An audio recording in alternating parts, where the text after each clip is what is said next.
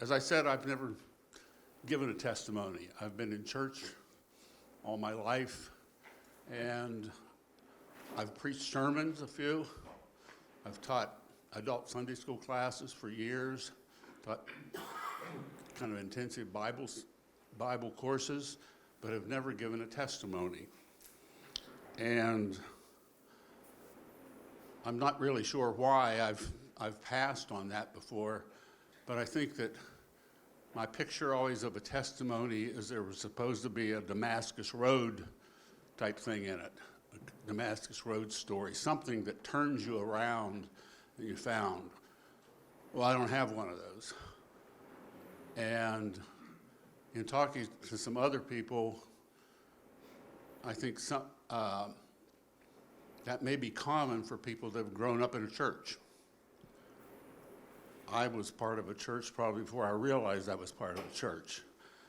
I grew up in West Virginia, Disciples of Christ Church, and my mother taught beginner Sunday school class for 50 years, and in fact, kind of always seemed humorous, is that the little kids, since her last name was Dodd, they would often, and I don't think it was just by mistake, would call her Mrs. God.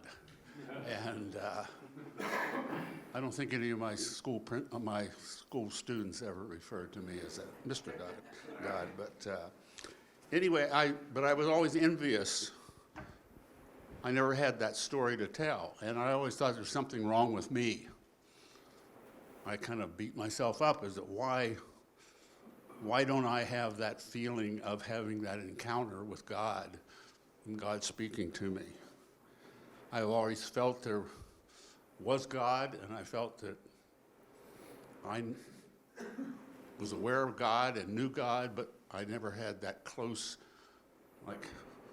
thing that many people talk about, of being turned around. I guess maybe a lot was because that church and God talk was always a part of my life. I don't think I can't say I've ever heard God speaking directly to me. I've wanted to. I've prayed and actually kind of begged for God to, how about telling me what I should be doing or whatever. I remember we lived in Wyoming for a long time, and I've been offered a job as a principal in a Radnor school district here. And with a lot of prayer and everything of deciding whether to do that.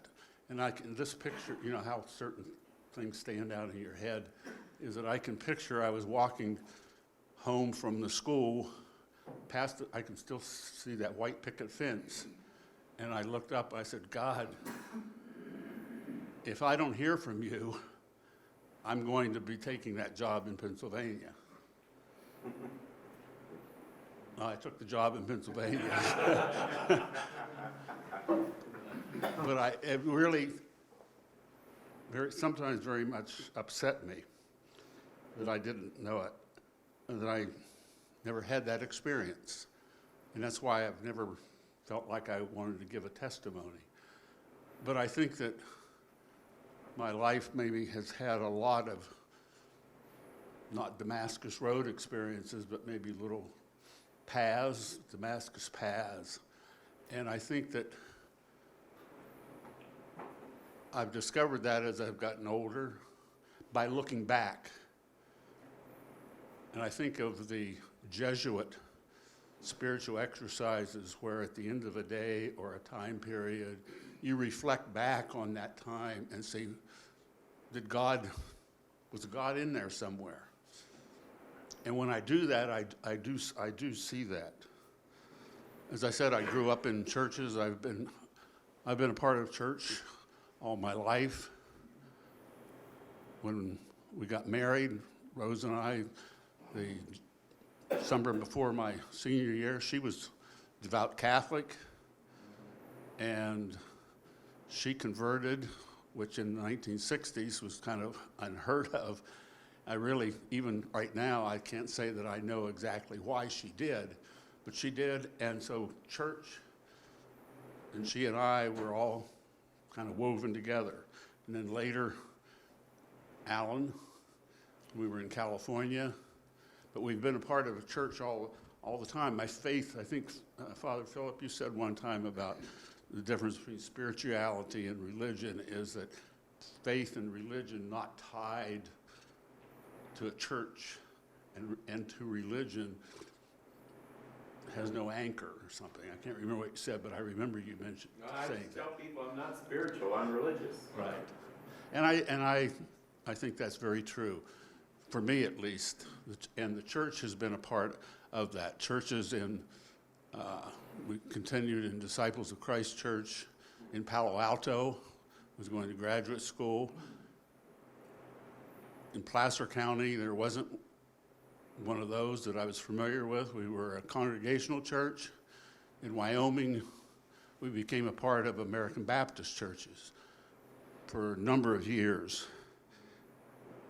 And there was one thing that I think has influenced me, and in terms of what I learned from American Baptist, was something that's called soul freedom.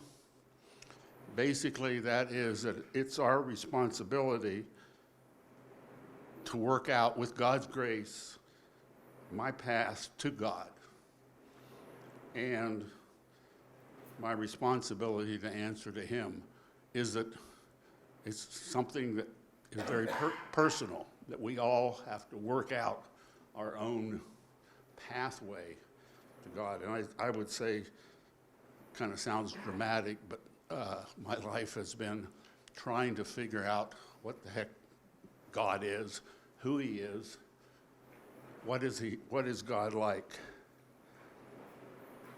And as I said, I've prayed a lot and asked God to tell me what He's like, but I don't get an answer. And one of the first things I did, and I think it really always upset me. I always felt there's something wrong with me. I beat myself up. Is that what's wrong, Keith, that you don't hear God? And I came to a men's retreat first soon when I came here to Good Sam. It was right in this hall. Chris Hall did it. He ran it. And one of the questions he said he wanted us to think about, he says, if Jesus or God walked in that door, what would be a question you would have for Him? And after he gave us time to think, my hand was the first up. And I said, I would want to know, why haven't you told me, since I've asked so often, am I doing anything right in this world? Am I doing what you want? Am I doing as a man? Am I doing as a football coach? Am I doing as a teacher, a principal, as a husband, a father? Am I doing what you would have me do?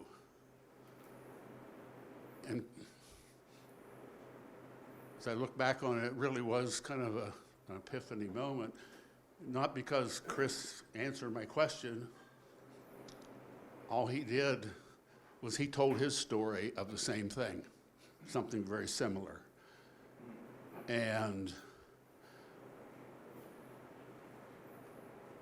that made me feel like, okay, maybe I am okay. And I tried to really come to grips with the thought that, okay, I'll keep trying, God, but I'm not assuming that I'm gonna get your answer speaking out to me. And I quit kind of beating myself up about it, and I started, okay, I'm going to live the way I think God wants me to. I will talk to Him daily. And I think one conclusion I came from a lot of that thought was that I think God trusts me. And I think maybe God trusts me more than I trust God. And it's kind of like, okay, you can do it. You're on your own. I'm here, but you're on your own. Another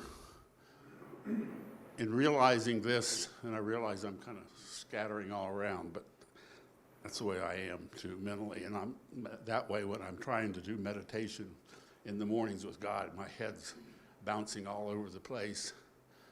And I used to really get upset with myself about that. Can't you just concentrate on talking? And I've decided that, okay, maybe that's what God wants us. We'll deal with whatever pops into Keith's head at the time. And it's a whole different way of looking at things. Another Damascus kind of thing, if you will, is that many of you know that my wife Rose had pancreatic cancer too long ago. In fact, she still has it. It's been in remission, or in, I guess, the tumor dormant for now a couple years, thanks to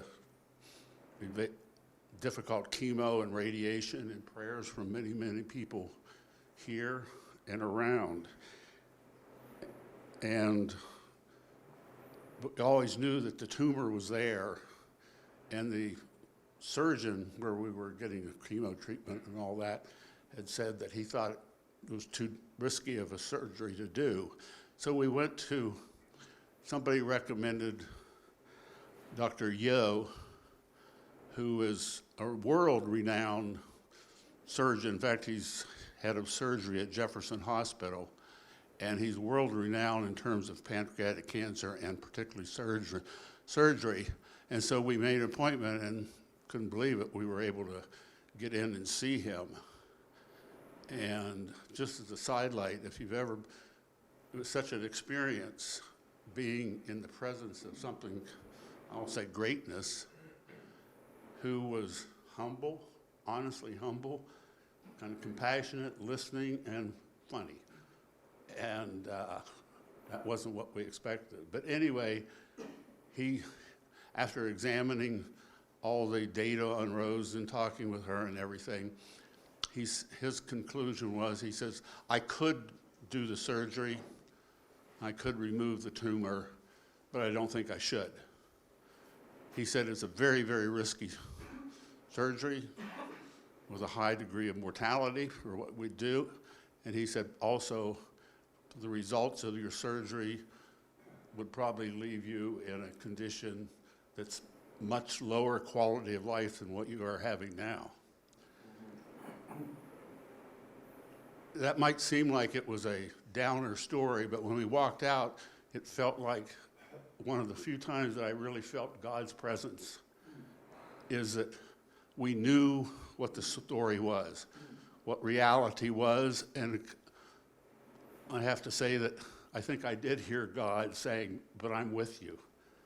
I'm with you. And to me, that's something that I think has become very important, and I think it's important, I'll share it, is that if we don't face reality, God can't really do what God is able to do. Is that if we're dreaming of something totally different,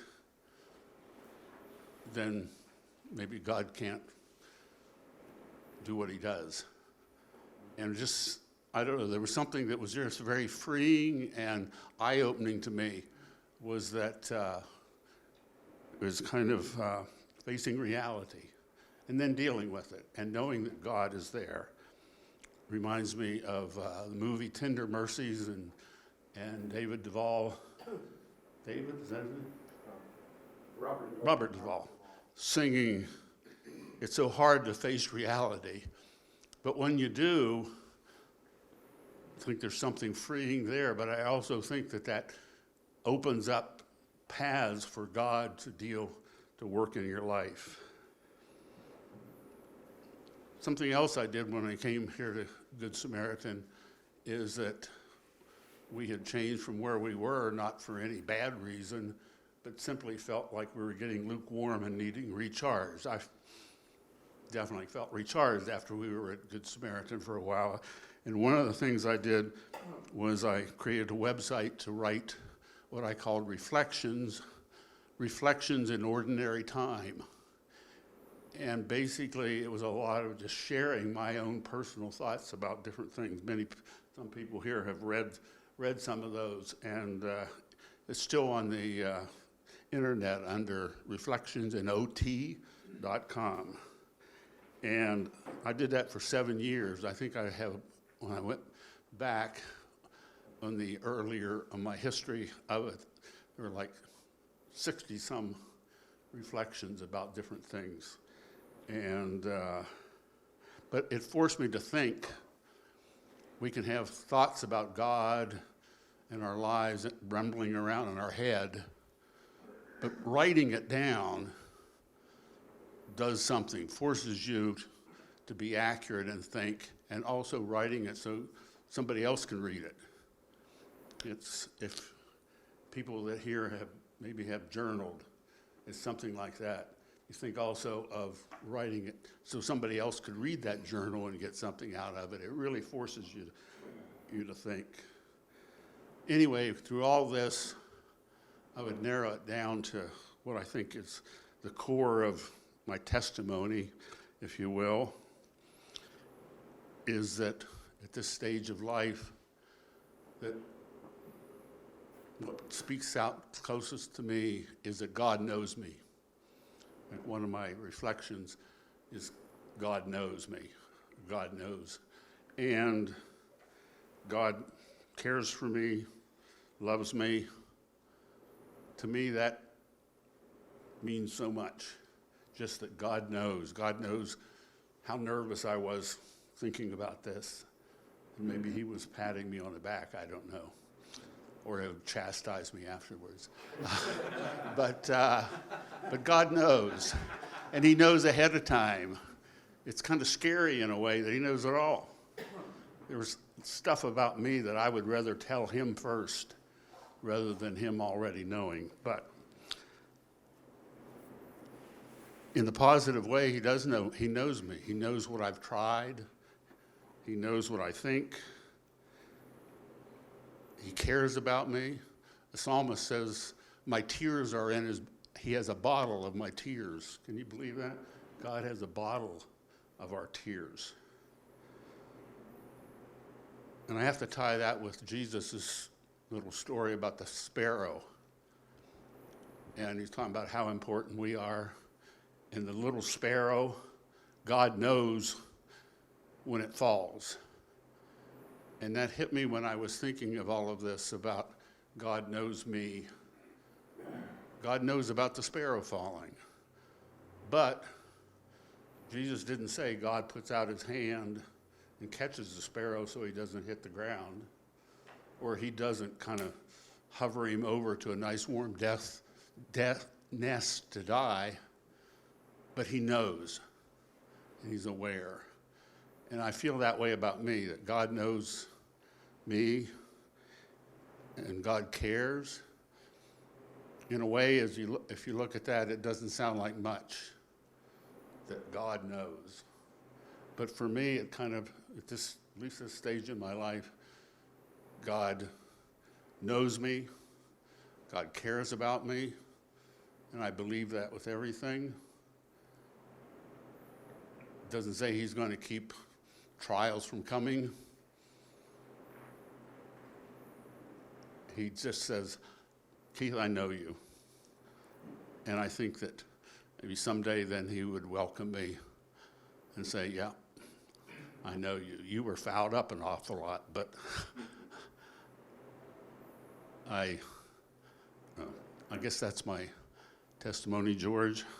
And if you ask me tomorrow, it might be a little bit different. That's the way I work. It's working out different things. So thank you for this chance to talk.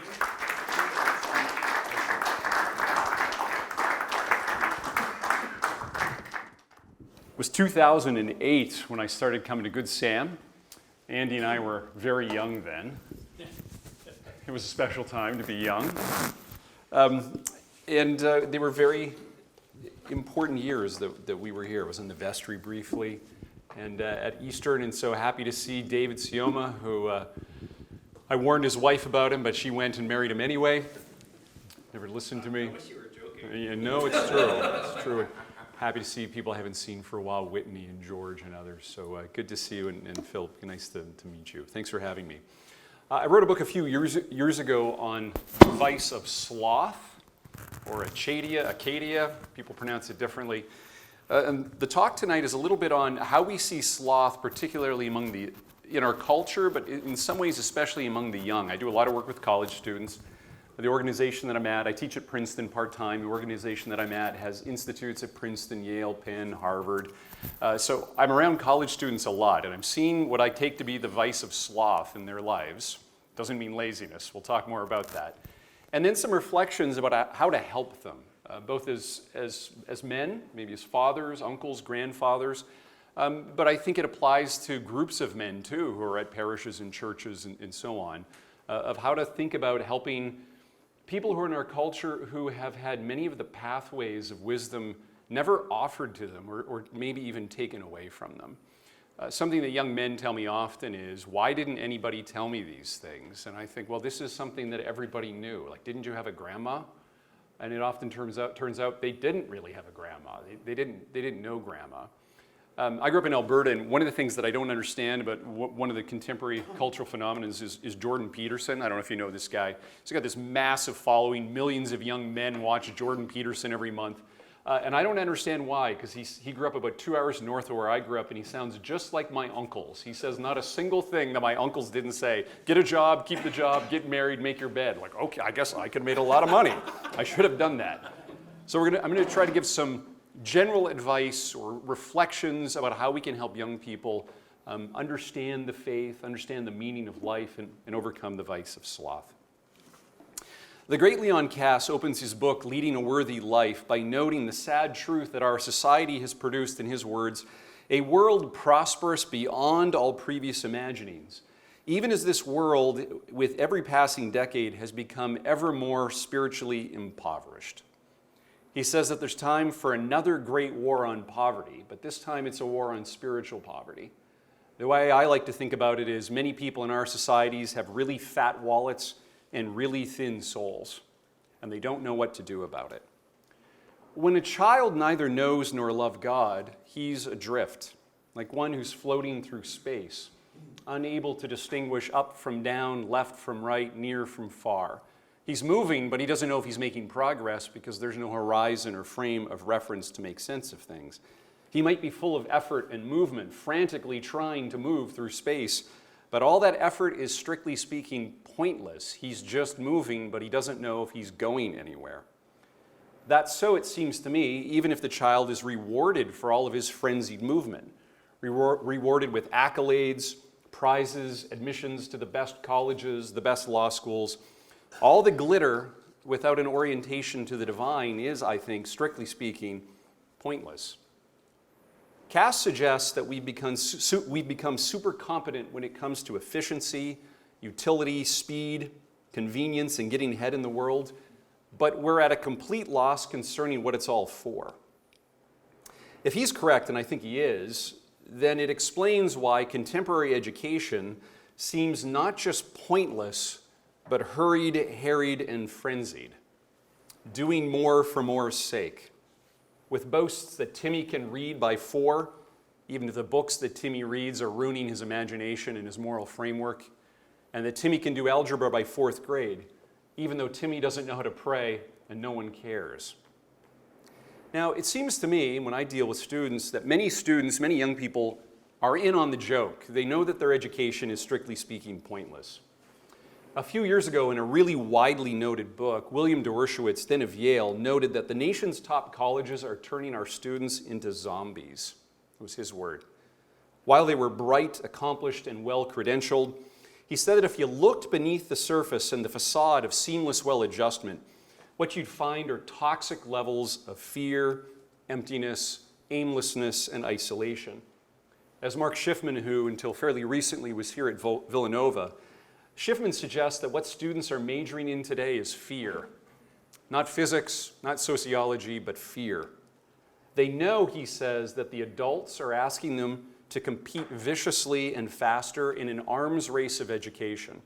Schiffman suggests that the novel of the generation is Hunger Games, where adults ask students to gear up and compete to the death for no point. Now, I recognize this in many of the students I work with. I read the Daily Princetonian, the newspaper, every day. Every day, the students are about anxiety and mental health and stress. Every day. There's not a day that goes by without a story about the mental health crisis on campus. The students I work with are driven, accomplished, talented, disciplined, successful, capable, and entirely anxious. They are terrified of not succeeding. They are governed most in life by not failing, and the idea of failing disorients them. The newspaper that I mentioned is full of stories of anxiety, mental health services. If you follow the stories, college administrators are endlessly devoted in their interests and monies to student affairs and to student life, because students are a wreck.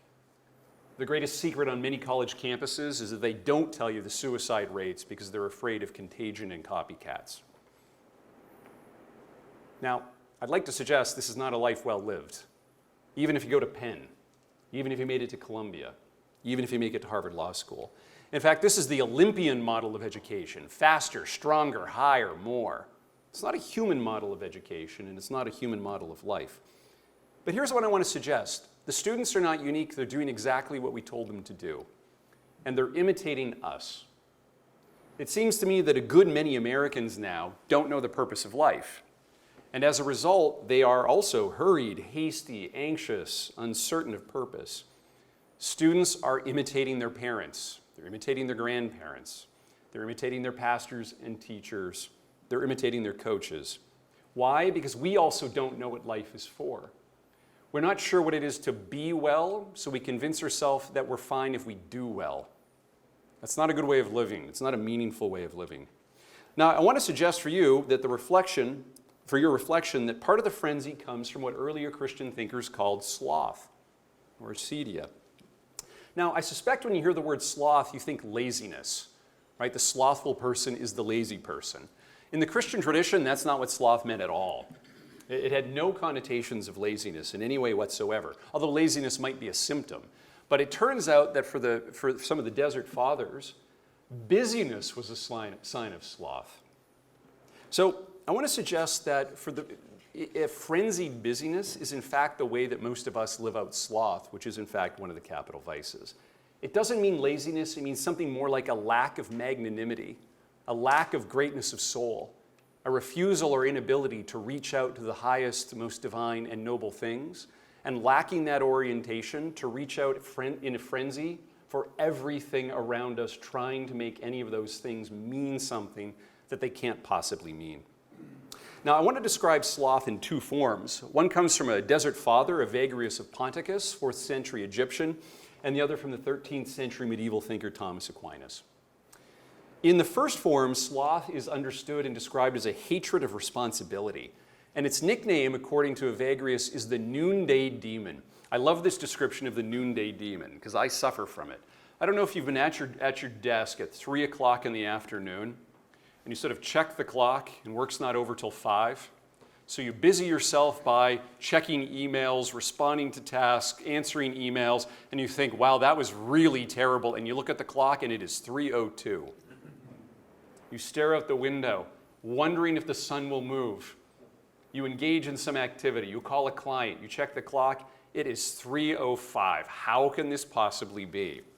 Well, here's how Evagrius describes the noonday demon, because it tends to hit in the afternoon. This is Evagrius. He, the demon, causes the monk continuously to look out the window and forces him to step out of his cell, he's a monk in his cell, and to gaze at the sun to see how far it is still from the horizon, how far it is from the 9th hour, and to look around here and there, whether any of his brethren are near. Now remember, these are supposed to be hermits. They're not supposed to be looking for brethren. They're supposed to be at their prayers. Moreover, the demon sends him, this is fascinating, hatred against the place, against life itself, and against the work of his hands. Hatred against place, against life itself, and the work of his hands. Sloth is not laziness. Rather, it reflects a kind of frustration, a disgust at place, a disgust at life itself, a disgust at the work that God has given us to do. Keith mentioned the Jesuit examen. One of the things the examen asks you to do is in the dry parts of the day, the frustrating parts of the day, to see where God was at work. Not just in the great parts of the day, the worst parts of the day, God was at work too. In sloth, you never think God is at work because everything is somewhat disgusting. The monk stricken by sloth longs for a better place. I don't know if you've ever done this. 3 p.m. in the afternoon, you look at the jobs board to see if another job would open somewhere else other than the firm that you're with. Because this place is awful. You check, it's now 3:10. Still here, still the same work, and the jobs are not there. The slothful think that the reality that they have and the work that God has given them to do and the place that God has placed them in is, strictly speaking, meaningless. And the responsibility of the work they have and the work that God has given them to do, they view as oppressive, arbitrary, and offensive. As a result, according to Evagrius, what do they look for? Distraction. He says that one of the marks of sloth is the monk busying himself with good works. He's supposed to be at prayer, and what is he doing? Scattering about doing good deeds for the other monks. He's not supposed to be doing that. He's supposed to be doing his work, which is prayer. As a result, our consumptive need for entertainment and for diversion indicates our sense that the world is empty. The rush that we have for satisfaction and the lack of satisfaction that we feel are intrinsically intertwined, and the stronger the insistence that this is meaningless, the more we look for more and more, the novel, the new, that which could entertain. Why? Because everyday life, which God has given to us to live here and now, we believe to be a prison. That's sloth. Everyday life as prison. Everyday marriage as prison. Everyday family life as prison. The job we have is prison. That's what sloth does.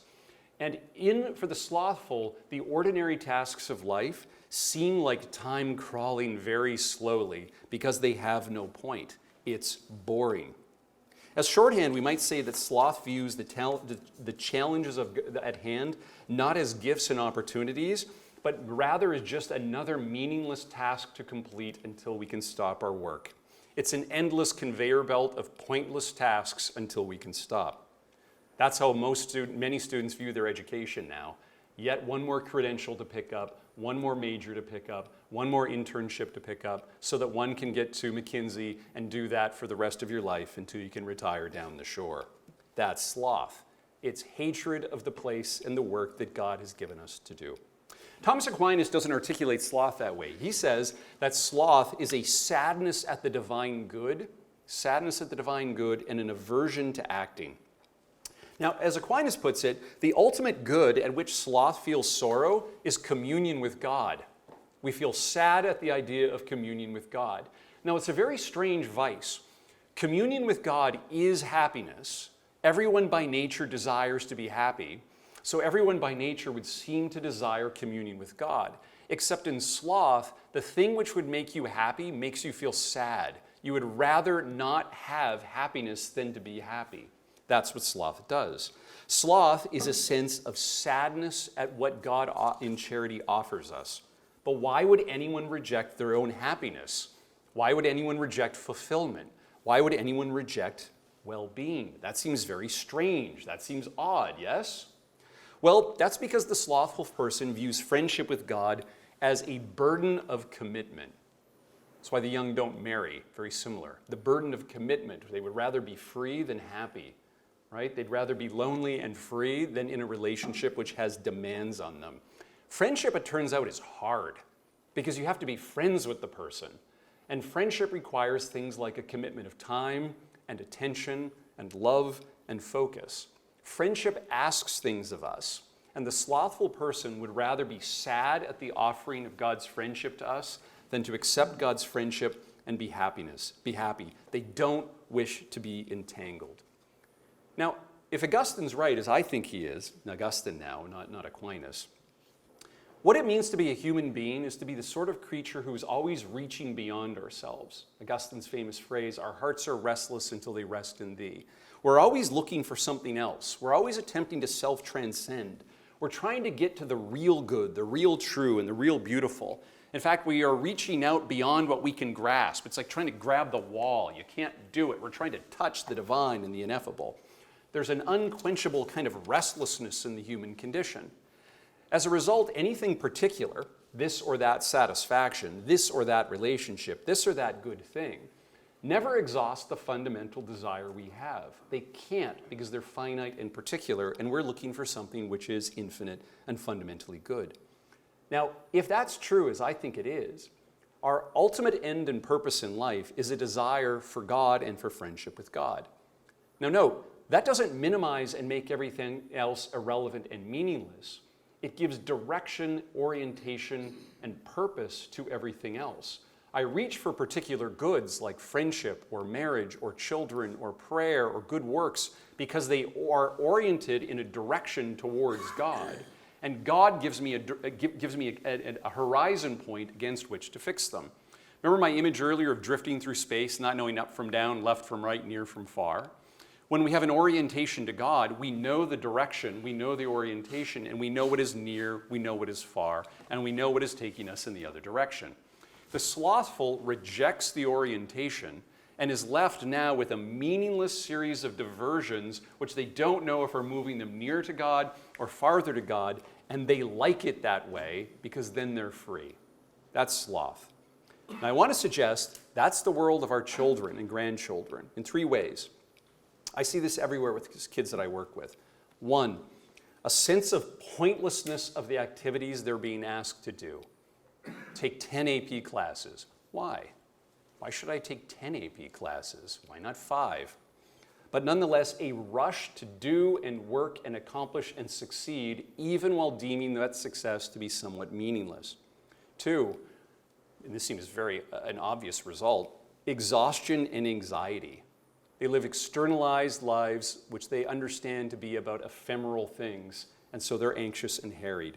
And 3, a rejection of responsibility and commitment. I had a young Villanova student tell me last summer that her and her friends' dream in life were to disappear. Just to disappear. Not to go to Alaska. Every young person wants to do that. To disappear from the face of the earth. Why? Because there was no point to this, and she was tired of pretending there was. Now, against that story of sloth, there's some other stories. And they're much better stories that we should tell and retell. Here's the first one, the Trinity. What is the Trinity? Well, it's an endless outpouring of love. The Father loves the Son so much that he gives without remainder to the Son, the Godhead. And he loses nothing by giving it away. When I give away something, I no longer possess it. The gift of God to the Son, where he gives the Godhead to the Son, is such that the Father loses nothing. He remains entirely God. The Son receives, he's begotten, yes. The Father begets, the Son is begotten. The Son begets, but he is in no way less in his divinity or Godhead than the Father. So the Father gives without remainder, and the Son is in no way subservient or dependent by being begotten and receiving from the Father. So intense is the love of the Father to the Son, the Father giving and the Son receiving, that St. Bernard suggests what I take to be a pretty helpful metaphor. The Father is the one who kisses, the Son is the one who is kissed, and the Holy Spirit is the kiss itself. So intense is the giving, a back and forth between the Father and the Son, of giving of the Godhead, reception and giving back of love, that the giving and receiving is itself the third of the Trinity. Now that's a good story.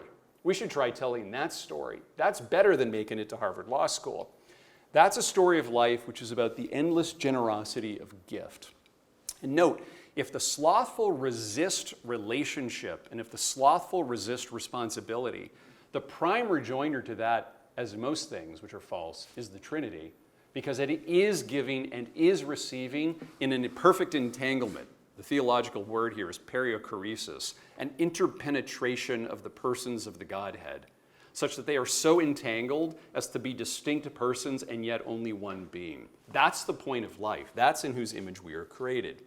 Second, here's another story that's a better one than our cultural one. The story of work that we're given in Genesis. We can work in a frenzy, or we can work understanding ourselves to be created in the image of God. Created in the image of God, humans are endowed with reason and skill, and God asks us to act as sub-creators and stewards of the earth.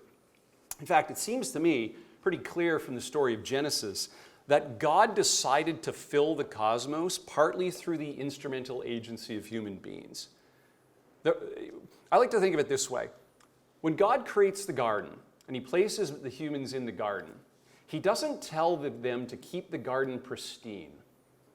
So when I send my kids out to work in the garden, I don't want them to change the garden. I want it to look exactly like it did when I sent them out, but without weeds. But of course, what is it that my kids do? They go out and they transplant things. The rose bush is now over there. The magnolia tree is gone. It's been turned into a fort, and I'm not happy because it's my garden and they're not supposed to change it. This is not how God places us in the earth.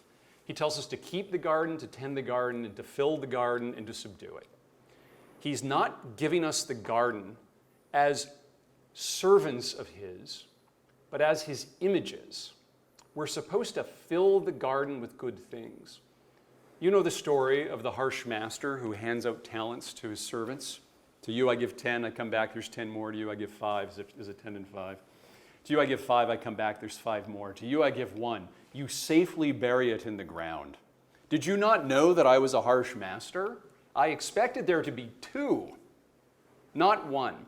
I think when God comes back for the final time, he expects to see works of art, works of literature, works of dance, works of law, really well-constructed houses. It's no accident that in his own time on earth, he was a carpenter who made things. And I suspect the drawers he made closed properly. The New Testament tells us he has done all things well. And what did he do when he was here? He was a craftsman. He built.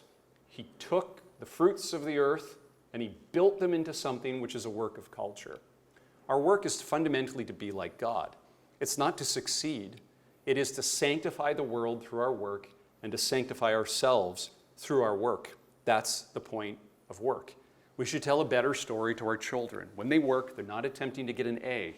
They're attempting to be like God. And their work should sanctify the world and then themselves.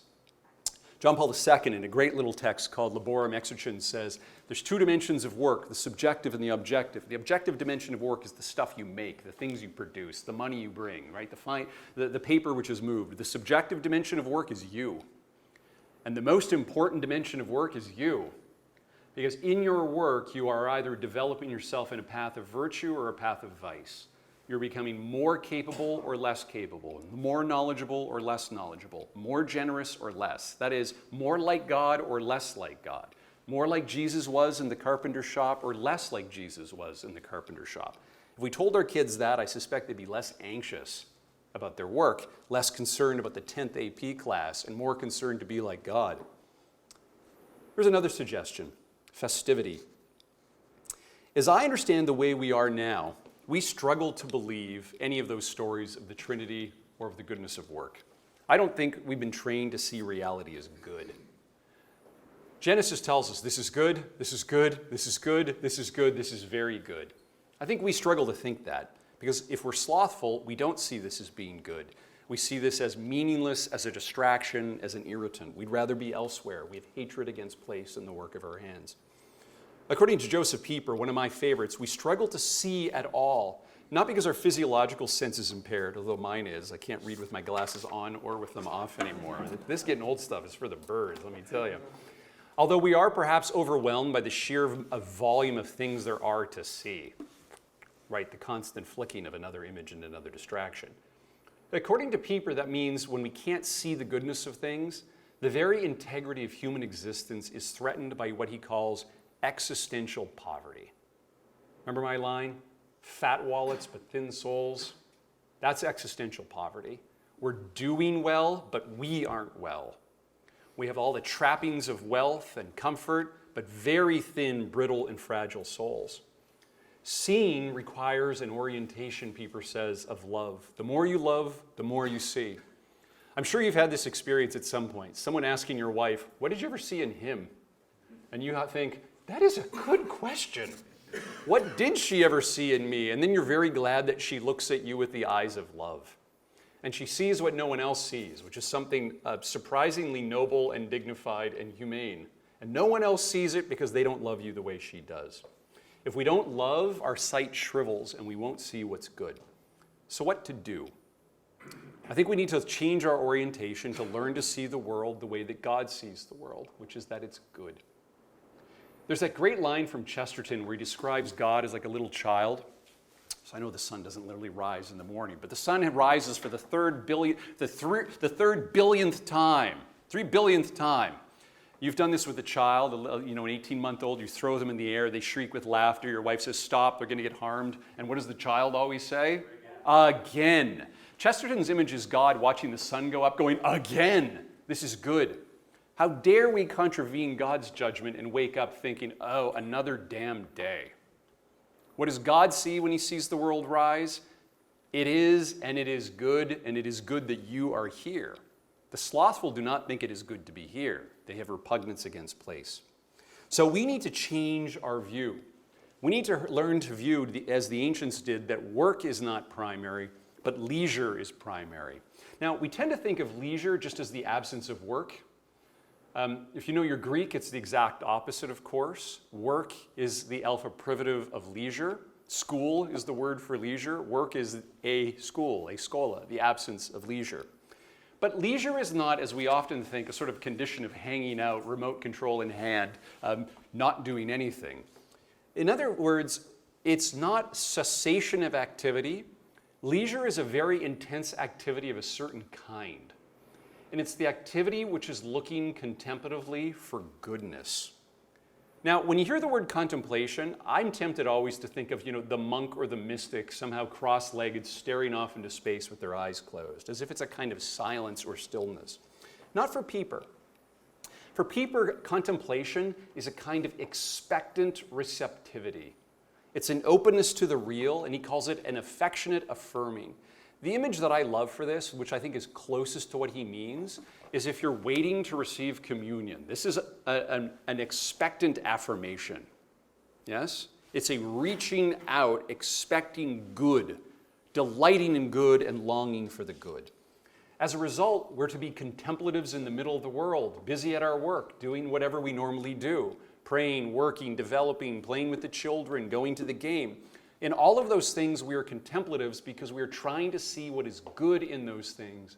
Because what is beating deep at the heart of all things, the freshness deep down things, as the poet Hopkins puts it, is the life of God which has generously created these things. And the life of God is the infinite outpouring of love of one person to the other. As a result, Pieper says that the highest form of human life is the festival. Not the party, but the feast. And he says the problem is we're so existentially poor that no one knows how to keep a feast. They know how to relax, maybe.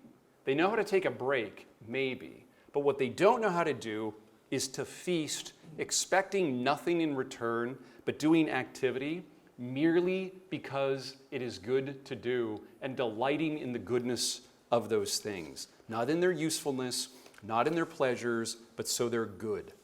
Now, it seems to me that the antidote to sloth is developing what I like to call bright eyes, and in a slight misquote from the King James Version of Proverbs, fat souls. Bright eyes and fat souls. Bright eyes, this is a phrase Amy and I use about our kids. What do we want for our kids? We don't care where they go to college. We want them to have bright eyes. They're interested in the world. The world is home to them. They live in a large and delightful world with many things to be interested in, and they're curious and engaged and think it's all good. That's bright eyes. What's fat souls? Fat souls is the sense that all shall be well. And I'm delighted to be here, and I'm not existentially poor. I am existentially rich. And because I'm existentially rich, I can keep the feast. I think that's the point of education. And I think that's the point of study. I think that's a central point of prayer. A central point of reading and study and prayer and even work is bright eyes and fat souls, where we are nourished by God, we are nourished by the goodness of the world, to look at the world and, like God, say, it is good to be here, it is good to work here, it is good to pray here, it is good that I am here, and it is good that you are here. That's what it means to keep a feast. Now, I think there's an unhappy question, though, which is, when's the last time you kept an actual feast? Not that grudging sense of the in-laws are coming over. Not that grudging sense of we have to prepare the meal. But the delightful sense that you are engaging in an activity which is good in itself, and all that you're learning in this is that it is good to do this activity. I think that's a condition of possibility of having bright eyes and fat souls. very quickly, a couple suggestions of how to do that. My wife always makes fun of me. She says, whenever in a talk you say, I'm going to give you some practical advice, you quote Plato as if that's very helpful. Like my practical advice is the most abstract thing ever. I'm a philosopher. Sure, it works in practice, but does it work in theory? It seems to me that one concrete practice that we have available to us to learn to have bright eyes and fat souls is to keep the Sabbath. Keep the Sabbath. Not an hour where we don't work, not 2 hours where we don't work, but a day which is devoted only to good things because they are good. A day with family and with friends, and people from church, etc. There's another suggestion, liturgy. For Christians, our imagination is formed primarily through what Hauerwas calls the story-formed community, which is to say, through the images, narrative, and symbols of the church. Worship is the most basic formation that we have. And as we worship, so we'll believe. And as we worship, so too we will value. Now, that's dangerous business, though. If as we worship, so we will believe and value, we better worship properly. If our worship is self-centered, we'll be self-centered. If our worship is entertainment, our worship will teach us to be consumers. We can anticipate the results of such things. If our worship is sentimental or kitschy, so too will our souls be sentimental and kitschy. However, if our worship presents us with a majestic and noble God who loves us and who is generous to us, we will learn to contemplate God. I think, too, the simple insistence to worship as our spiritual mothers and fathers did is an act of profound humility and reverence for the community that we've been given, and is a resistance and discipline against the world which wants us to have something ever new to consume, something ever new which is novel, something which is experimental. We should worship as our fathers worshiped, so as to learn to be humble and to avoid technique, manipulation, spiritual tourism, and spiritual gimmickry. Here's a funny one. I got 2 more suggestions. This is a funny one. Dance. I take dance very seriously. I think happy families dance, and I think healthy parishes dance. I don't think a parish can be healthy if it doesn't dance. But I mean something very particular and peculiar by dance. I don't mean the sort of contemporary American dance club, where everyone is sort of on their own, adjacent to others. I mean communal dance that's rooted in the patterns and stories and traditions of a people. All societies other than our own have taught traditional dance. Ours is the only society in the history of humanity where the way you learn to dance and the way I learn to dance are not the same and have no relationship to each other. That's a fundamental break in continuity. The word tradition, means handing down. It's a good image of the dance, isn't it? You hand down a partner to a partner. So I think parishes should have pigs frying on the outside, beer flowing, and children dancing, line dances and communal dances with their elders. I can't find anyone who's written better on this than me, so let me quote myself. That's so obnoxious, but I've searched, I got the best stuff on this. Recently, my wife and I and some friends threw a party culminating in traditional English line dance. It's like Jane Austen movie line dancing, the lines, partner switching everywhere. I had not done that before. In fact, I grew up in a community where you don't smoke, drink, or chew, or go with girls who do, and you really don't dance. So I went to the party somewhat hesitant. I thought people would be ironical and bored and think this was really silly and lame. But there we all were, jammed together in an overheated room, stomping and clapping, bowing and twirling to the fiddle and the guitar. Mostly, though, here's what I mean by contemplation, we were exulting. I held my youngest daughter to her shrieking delight as her older sister and I do-si-doed and promenaded, and a triumphant son somehow convinced an older and rather pretty partner to stoop down for him. Unlike other days, teenage boys could not escape their mother's arms. This is why this is not the dance club. You have to dance with your mom and your grandmother and your grandfather. Unlike other days, teenage boys could not escape their mother's arms, and I saw moms so jubilant and merry and relieved at this feat that they paraphrased Simeon, "Lord, now let your servant depart in peace." Grandfathers danced with granddaughters, husbands danced with wives, friends danced with friends. A few yearning adolescents danced with hearts beating time to another more ancient reel, which is a good thing, by the way. Community dance is an education under the watchful eyes of the community in eroticism, which is a good thing, but it needs to be taught. If we expect our kids to go out and figure that out in Radnor High School, we're in trouble. In that sweltering, overcrowded room, you could hear the music and see us leaping, joined in circles, feet rising and falling in mirth. The association of men and women holding each other by the hand or arm. I was, drunk with it. Flushed of body and soul, delighted with the others, thrilled with reality. We were not, as I feared, ironical or skeptical, but approving. We approved in the old sense of the term, in that we recognized goodness, probus, approve, and we loved it. Willed that it should be, that it should exist, that it should continue. And in the handing off of one partner to the next, we handed on, traditio, tradition, the rhythms of a good reality that preceded us, following the patterns long laid down by our elders. And it was good. That's contemplation. That's not sloth. That's the antidote to sloth. I got a bunch more in that, including a bunch of great stuff I wrote, but I won't read it. Last, dads, granddads, and uncles. Brothers, older brothers. I'm suggesting that a whole lot of our kids are being educated in a system which promotes a frenzy of accomplishment without ever lifting our children and grandchildren's eyes to their final end. In fact, it's moving them from their final end towards a frenzy of meaninglessness. And they're being educated in abstractions without hook into concrete reality. I think that this kind of education is worse than pointless. I think it's harmful. The good news, though, is that men are especially well equipped to help their children and grandchildren and nephews, where the school systems precisely are failing. I think that fathers and grandfathers just now are presented with remarkable opportunity to help our young. Now, I think we ought to admit the truth. I think it's true for most families, that most children are directed in faith and education at mother's knee, especially when they're young. It's mom who gives them faith. All the stats say they keep the faith because of dad, but they get the faith because of mom, but they keep it because of dad. Now, like most dads, I'm very much in the passenger seat when it comes to the education of my children. We homeschool, so there's a particular form of that, but I think it's true in most families that mom knows what the homework assignments are and dad does not. Now, I promise to teach subjects or topics that I know. I've been promising to teach my children logic for years. And somehow the curriculum misses that, but my work is taxing. I have long hours, I have multiple jobs, there's bill to pay, and so I teach in fits and starts, sometimes with weeks in between a logic lesson. It turns out that if mom taught and reared and educated the way that I do it, the children would be completely and utterly feral. That's all right.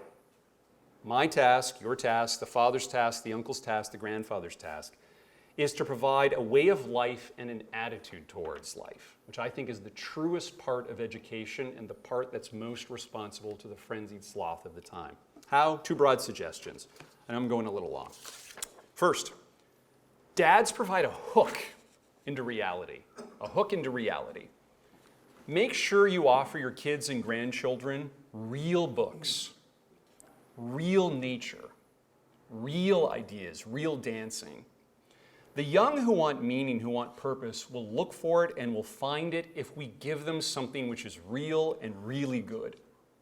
Some dads are readers and teachers and scholars. That's great.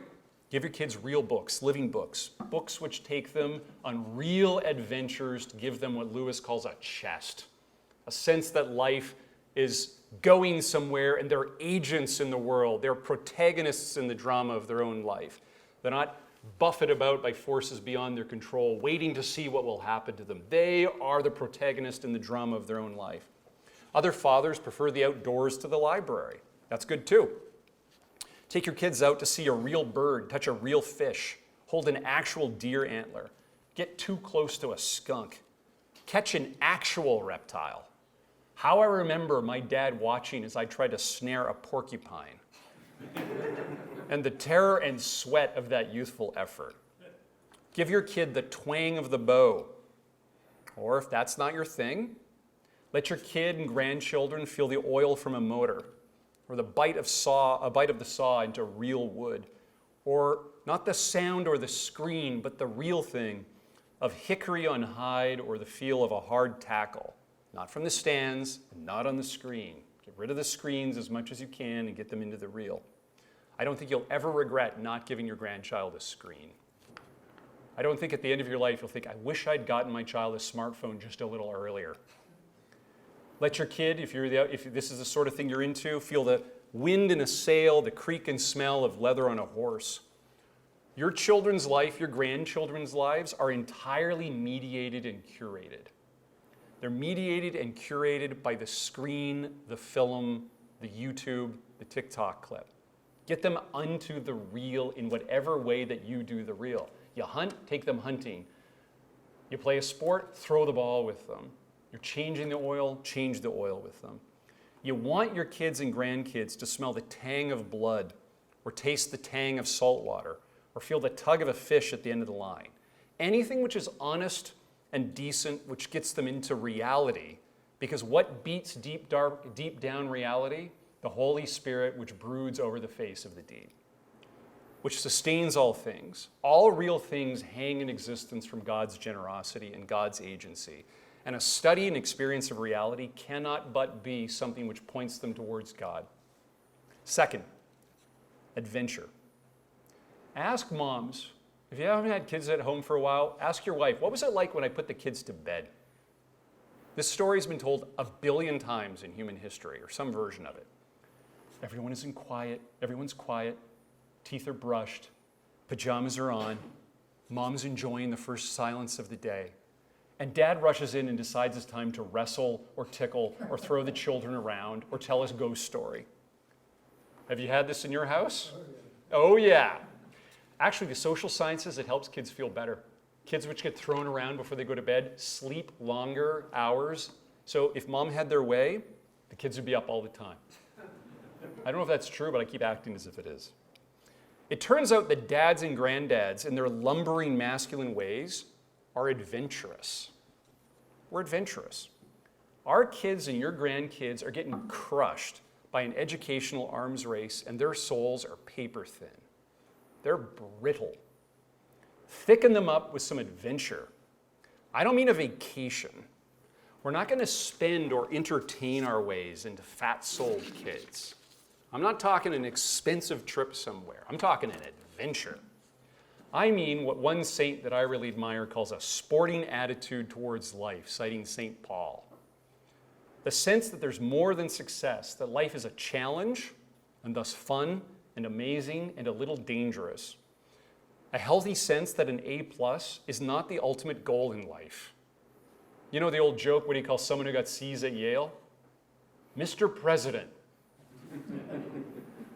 The kids I know, if they get an A-, they're terrified. An A+, a 4.0 is not the goal of life. Too many kids, and frankly, way too many of our boys, are a little fussy and a little downtrodden. They need to have their sense of adventure awoken, and dads are uniquely suited for this. Safety, security, comfort guarantees, that's not what we're after. Christ didn't promise us a cross. He promised he would know when the sparrow would fall. He didn't promise he was going to catch the sparrow and put them safely into the nest. Our kids should expect the spiritual life to be an adventure that ends on the cross and is often on the cross. And yet, just after that day on the cross, where they are happily with their Lord, is the resurrection. We are made for transcendence. We're made to be restless. We're even made to be a little discontent, because this is not what we're for. We're supposed to be restless here. I don't want my kids to be content in this world. I want them to see themselves as disciples of the Lord, working to be disciples of the Lord, and that is an amazing adventure, infused and energized by grace, and with their dad pushing them along. Here's a story I like. When my son was 2, he's now 17 and 6'3", and I'm sort of afraid of him. When he was 2 or 3, he was disciplined for something, and he was really grumpy about it. And about 5 minutes later, I said to my wife, "Where's Mather?" And she said, "He's upstairs." And I go upstairs, and there's a sound of running water. I go and I look, nope, sink's not on. And I go into the bedroom, and Mather is standing on our bed, urinating on my pillow, as revenge for being disciplined. Now, that's not good, but I was a little proud of him. You don't treat me that way. I want a little spark in the eye. I want a child who's teachable. I don't want a child who does not view themselves as capable of acting. That needs to be trained and educated and formed and sanctified. It needs to be tamed. You don't want that spark to go out of your kids' eyes. Bright eyes, fat souls. We are strangers in this world. We are sojourners in this world. And nothing will guarantee our grandchildren's unhappiness so much as teaching them that the point of life is to be settled and fixed and comfortable. That is spiritual death. That is spiritual poverty. That is existential poverty. Spiritual richness, on the other hand, is searching. It's looking for God and knowing that He sees us and is looking back. That's spiritual richness. Those two things, I think, freedom and restlessness, are what I mean by the adventure of life. A real education and real men in their children and grandchildren's lives teaches our kids to live in a very large room, a room in which it's infinite. It goes to God. It doesn't end at college. It doesn't end at getting into a good law school. It ends with friendship with God, who is infinite love forever. What are we looking for? What's the point of life? It's yonder.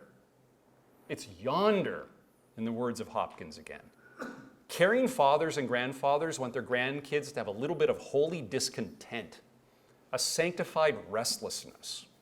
And we're trying to do everything possible for our kids and grandchildren so that they enter on the great adventure of life.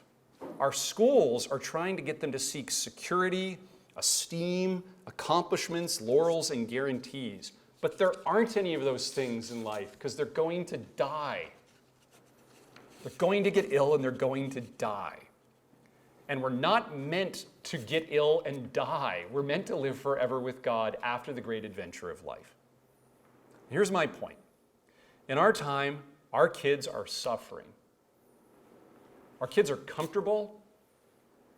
They live in splendor like kings and queens of old couldn't have imagined. The poor in our society die of diabetes and obesity more than they die of starvation. And even kids from wonderful families with excellent parents are suffering because their culture and their education has removed the meaning of life, has erased the hooks into reality, and replaced them with an Olympian vision of education, faster, higher, stronger. Fathers, whether you're heavily involved with the formal schooling of your kids or not, are well equipped by both grace and nature for the very needs of the moment.